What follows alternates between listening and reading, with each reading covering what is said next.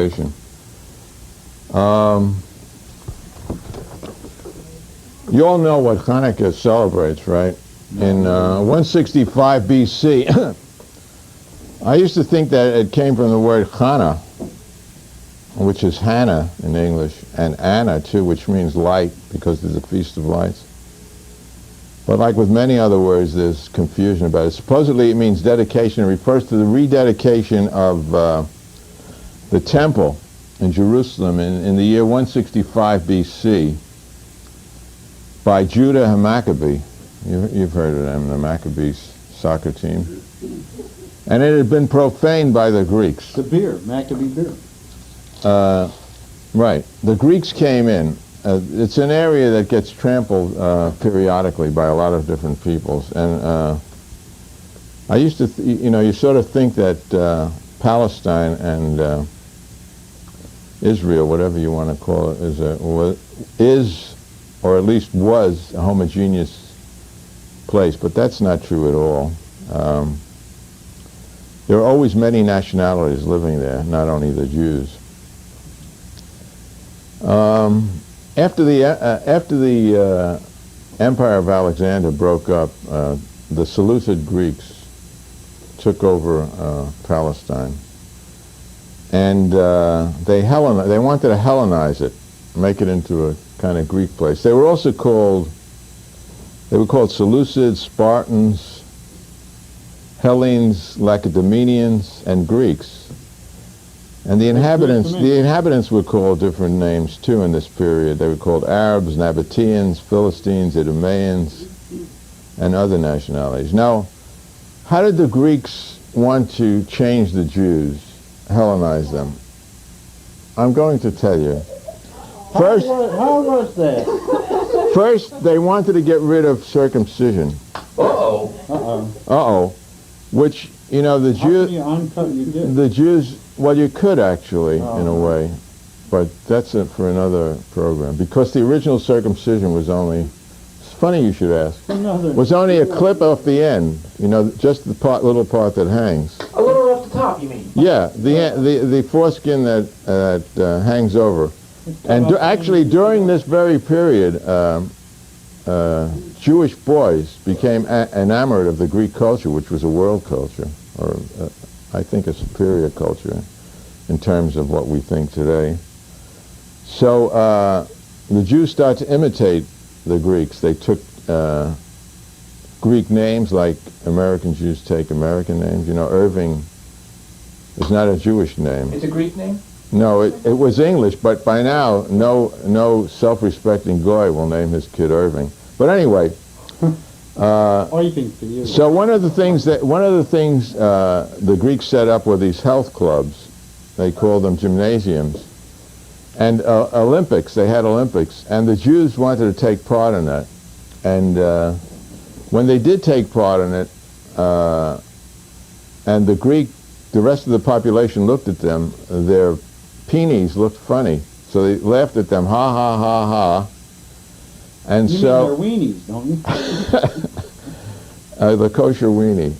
That must have been very humiliating. It was humiliating. So they went to Alexandria, which was a great Jewish city, had 1 million people at this period, and some doctor devised a little treatment called fulguration, and it really fogged them up. You poured an acid on the part of your foreskin that was still there, and then it blossomed out and it looked supposedly normal. So the rabbis got sore at that, and it's only from that period that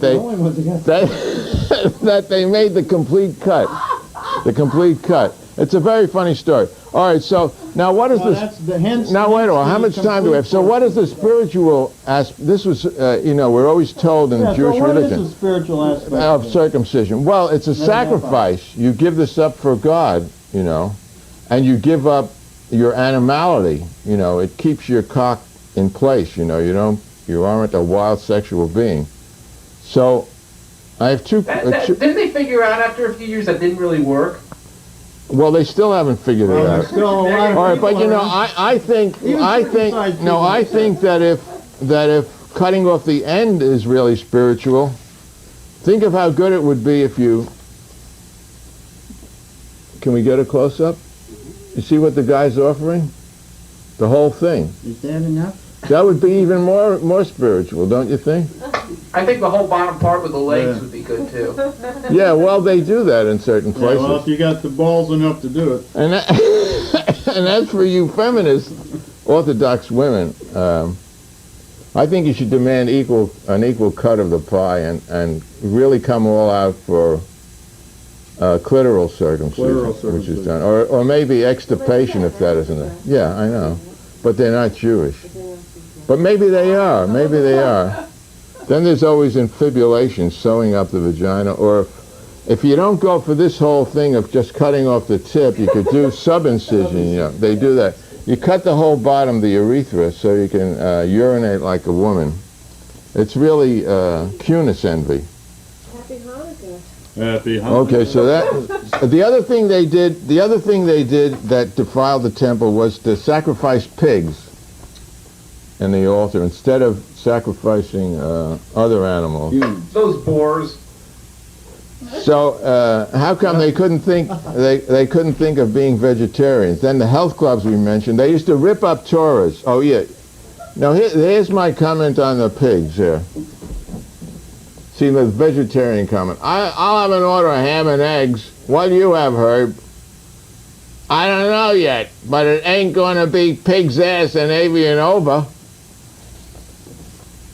Oh, and you weren't allowed to have any idols except Jewish generals. No. Basically, they wanted to substitute Zeus, their local god, for Jehovah, the Jews' local god. And this is just another. Not that the Greeks were so wonderful.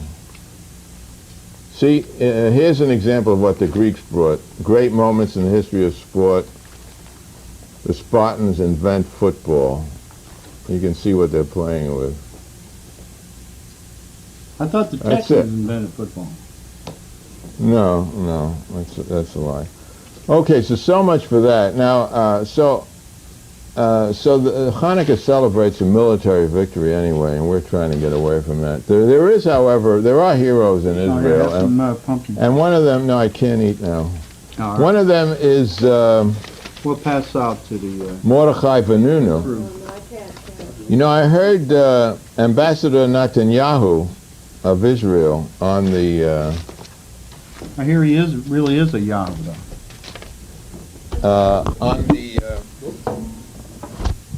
on the TV. He was on with Larry King, and Larry King, being not a totally incompetent journalist, asked him if Israel, you know, we're discussing the Mideast, if Israel has, you know, he was complaining about he was complaining about Iraq's chemical weapons. Not that Iraq is so lovely, you know, but. And he was asked by Larry King whether didn't Israel have about 150 atomic weapons, and he said no. And he said two things. First, he said Israel will not be the first to use atomic weapons in the Middle East. And then he was asked specifically, but does Israel have atomic weapons? And he said no. And I figured it out like back. I remember during the Vietnam War, Cabot Lodge, who was ambassador to Vietnam, was asked, was he going to resign the ambassadorship? He said no. Next week, his resignation was announced, and the reporter said, but you told us you weren't going to resign. And he said, his answer was, well, when you asked me that, I had already resigned. So this is how I figure, Ambassador Netanyahu figured it out. The Israelis have 150 bombs set to go, but they haven't set the warhead, so technically, which would take maybe 5 or 10 minutes, so technically these are not weapons. All right, now, one of the ways it was proven, the best way I think, that it was proven that Israel had 100 to 200 atomic weapons was when Mordechai Vannunu, an Israeli nuclear technician who after many years working at the government's secret bomb factory in Dimona, that's the southern desert, he took a course in philosophy, ethics at Be'er Sheva university. He quit his job, and then he'd taken some photographs before he quit. In an interview to the London Observer, he exposed to the whole world the fact that Israel now had over 100 weapons ready to go. He was in London at the time, and he was seduced. This is an incredibly dramatic and sentimental story. He was seduced from London to Rome by a blonde Jewish American, a Mossad agent, who just happened to bump into him. He was drugged there in Rome, in her sister's apartment. He was dragged aboard an Israeli freighter, kidnapped back to the Promised Land. And in a completely secret trial, he was sentenced to 18 years, an 8x4, 24-hour-a-day lighted isolation cell in Ashkelon prison, where he now remains. So this is a song about, you can keep your Maccabees, you know, liberation. Oh, by the way, when the Jews finally got their independence in this struggle, over the next 100 years, they proceeded to forcibly Judaize many tribes in the south of Israel, in the west of Israel, and the east of Israel. Well, I get, turnabout is fair play. That is, they made them into Jews, made them adopt the Jewish religion. And I don't know quite how they did it, but I doubt if it was all done in a very literary manner. There were wars with those tribes. The Vannunu Defense Committee is at number 4 Plimpton Avenue, P-O-Y-M-P-T-O-N Avenue, London, NW6, in England. I'll give that again at the end of the song. We're going to do 3 songs here. We're going to celebrate Christmas and Hanukkah. And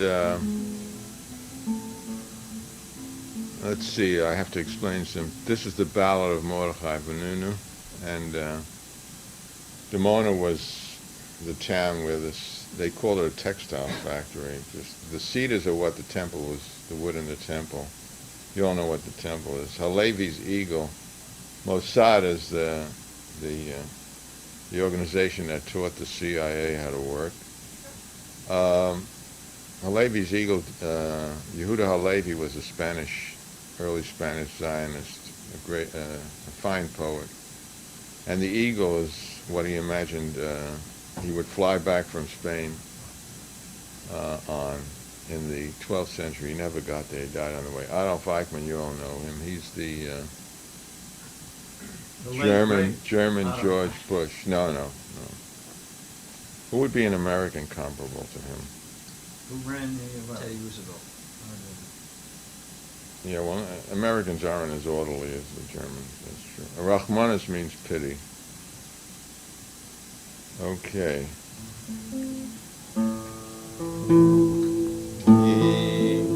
He worked 10 years, Dimona's desert, to bring the desert to the land, to make the cedars burn to ashes, to let the temple sink to sand.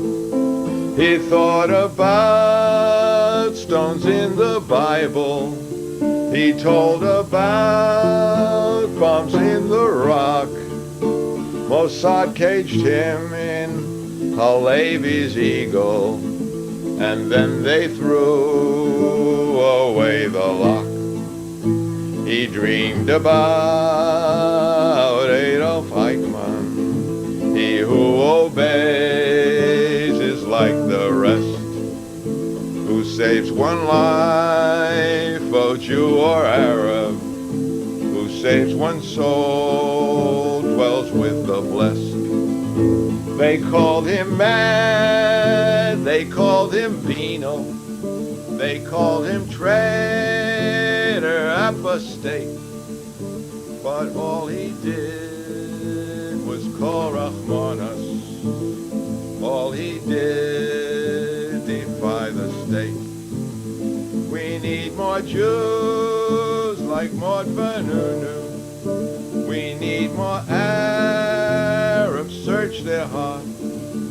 Oh people, will you be mere down slaves? All workers, will you be upstarts? We need more brothers like Vannunu. We need more sisters search their heart. All workers, will you be mere down slaves? All people, will you be upstarts?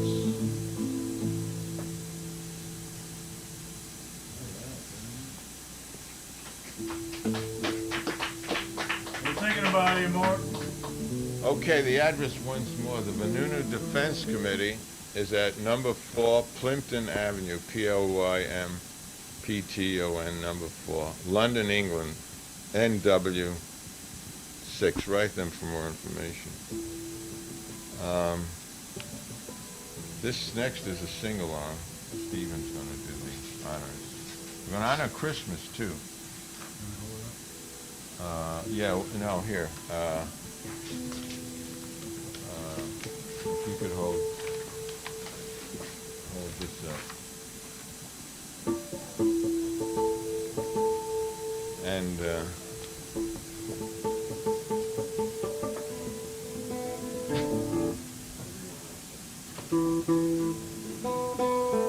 And you at home can sing along. Who's doing his close up on it?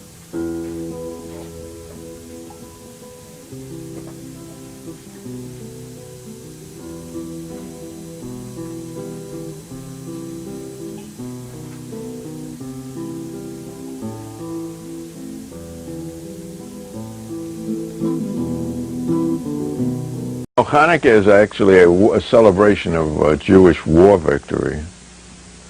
And yeah. Which war was that, Daddy? It was the war against one of the wars against the Greeks, and they were running short of supplies, and by God's miracle, the Greeks were saved. No, the Jews were saved because the oil lasted long, but they didn't have, if they would have been better off if they had some of these M24s, right? Anyway. On the first day of Hanukkah, my allies gave to me a cartridge in an armory. On the second day of Hanukkah, my allies gave to me 2 recoilless rifles and a cartridge in an armory. On the third day of Hanukkah, you know, Hanukkah is actually a celebration of Jewish war victory. And yeah. Which war was that, Daddy? It was the war against one of the wars against the Greeks, and they were running short of supplies, and by God's miracle, the Greeks were saved. No, the Jews were saved because the oil lasted long, but they didn't have, if they would have been better off if they had some of these M24s, right? Anyway, on the third day of Hanukkah, my allies gave to me 3 bayonets beaming, 2 recoilless rifles, and a cartridge in an armory. On the fourth day of Hanukkah, my allies gave to me 4 whirly birds, 3 bayonets beaming, 2 recoilless rifles, and a cartridge in an armory. On the 5th day of Hanukkah, my allies gave to me 5 golden gunboats, 4 whirly birds, 3 bayonets beaming, 2 recoilless rifles, and a cartridge in an armory. What should be a box of cartridges, shouldn't it? Some cartridges in it. Well, Some, yeah. On the 6th day of Hanukkah, my allies gave to me 6 pipers piping, 5 golden gunboats, 4 whirly birds, 3 bayonets beaming, 2 recoilless rifles, and a cartridge in an armory. On the 7th day Hanukkah, my allies, the U.S. gave to me 7 snipers sniping, 6 pipers piping, 5 golden gunboats, 4 whirly birds whirling, 3 bayonets beaming, 2 recoilless rifles, and a cartridge in an armory. There's only 8 days. There's only 8 days in Hanukkah. See, it's not just the U.S. You'll see. On the 8th day of Hanukkah, my allies gave to me 8 French Mirages, 7 snipers sniping, 6 pipers piping, 5 golden gunboats, 4 whirly birds, 3 bayonets beaming, 2 recoilless rifles, and a cartridge in an armory. But what we really could use would be some of them smart bombs. Smart bombs? Maybe a patriot or two? Yeah, and if you think this is prejudice, you could recite it for the rejectionist, with the rejectionist front version. You just substitute Ramadan for Hanukkah. You could even make it Greek Orthodox. You could substitute the Red Fleet. You know, the Ukrainians and the Russians were each arguing over who owned the Soviet Navy that's in the Black Sea. I got a solution, you know. They're arguing for years already by now. I think they should cut the boats in half. And give. Now there's a biblical... Okay. Backward Jewish soldiers strolling back from war. Hug your Gentile brothers as you've done before. Presidents and premiers perish. Empires rise and fall. But hearts of old compassion still might save us all. Yeshu and Kohelet blend wisdom and fresh love. Kiss the hand that helps you, blue sky still above. Backward Jewish soldiers marching from all wars. Embrace your Gentile sisters as you've done before. Kings and presidents perish, all empires fade and fall, but hearts of sweet compassion still may save us all. Yeshu and Kohelet blend wisdom and fresh love. Kiss the hand that helps you, blue sky still above. Backward Jewish soldiers strolling back from war. Hug your Gentile brothers as you've done before. Presidents and premiers perish, empires rise and fall, but hearts of old compassion still might save us all. Yeshu and Kohelet blend wisdom and fresh love. Kiss the hand that helps you, blue sky still above. Backward Jewish soldiers marching from all wars. Embrace your Gentile sisters as you've done before.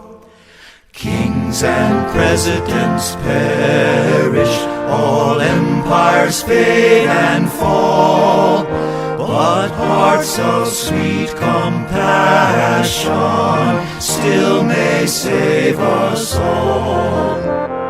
Kings and presidents perish, all empires fade and fall, but hearts of sweet compassion still may save us all. Jim, now there's an interesting, the latest information on the Baal Shem that appeared in a Journal of Jewish Scholarship recently was very interesting, I think, and will be interesting to our lookers. Viewers? Lookers, I call them. And because he lived in Podolia and functioned in Volhynia and Galicia, that part of the Jewish Pale that was at that time under Turkish occupation. And he used to do strange things. For instance, he smoked a pipe. He would have he would shake when he prayed, and he would like disappear some Friday evenings and riding a horse looking for something. And the theory is, it's not proven, that he was smoking opium at the time. Yeah.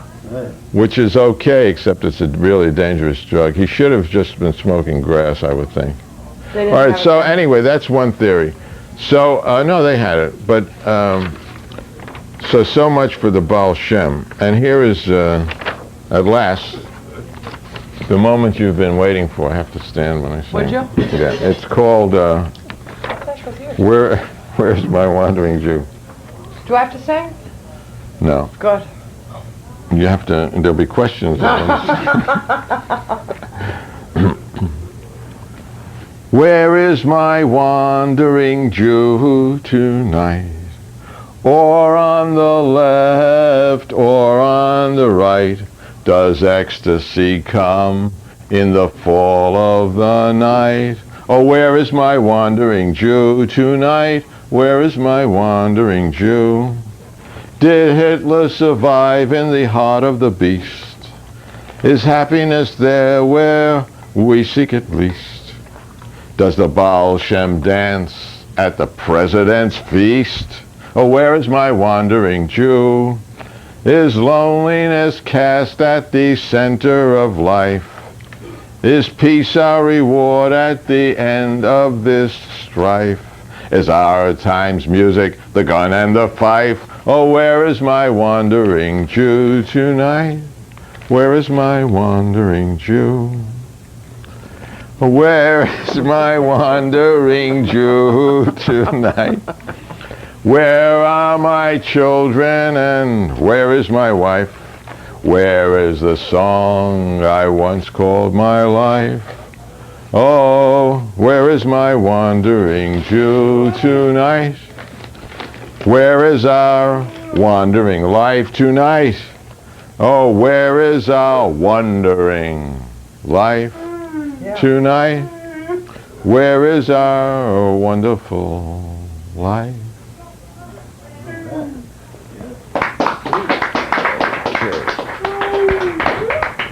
Heavy now. Heavy. Very heavy. All right, time Serial for some comic. fucking phone call. I have a little dreidel, I made it out of clay. And when it's done and ready, then dreidel like a play.